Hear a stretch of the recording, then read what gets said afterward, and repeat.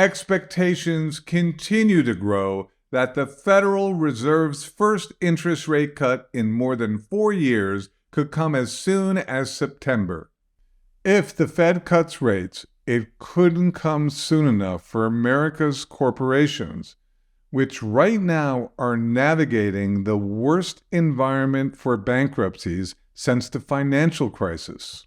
Before we begin, remember to like this video and subscribe for more economic updates.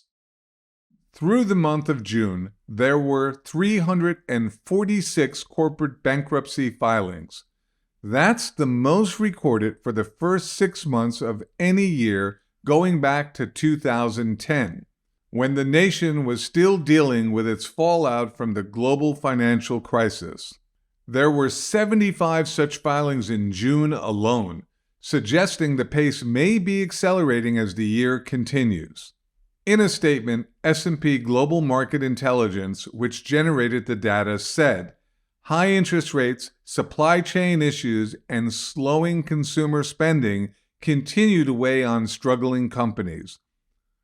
Also worth noting is that 2023, which saw 19 fewer bankruptcy filings through the same January to June period, went to finish the year with a total of 635 filings, the most since the financial crisis, and now 2024 is on pace to exceed that total. Most of the companies that have filed bankruptcy this year represent the consumer discretionary sector. Think about things that you don't necessarily have to have, like hotels or a new car or restaurants, which makes sense when you're cutting back. In June, the Institute for Supply Management Purchasing Managers Index for the services sector fell to a measure of 48.8. Outside of the months associated with the depths of the global health crisis, that's the lowest reading for the index since December 2009, when the direct impacts of the financial crisis were still resonating throughout the economy. Also in June, the National Federation of Independent Business Small Business Optimism Index, which gauges sentiment among the nation's small business owners, came in below its historical average for the 30th month in a row.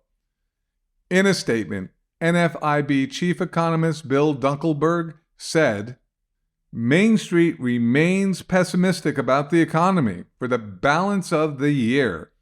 Increasing compensation costs has led to higher prices all around. Meanwhile, no relief from inflation is in sight for small business owners as they prepare for the uncertain months ahead."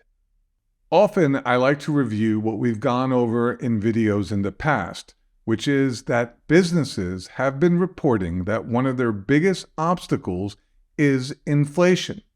Now we're seeing this play out in the number of bankruptcies being filed.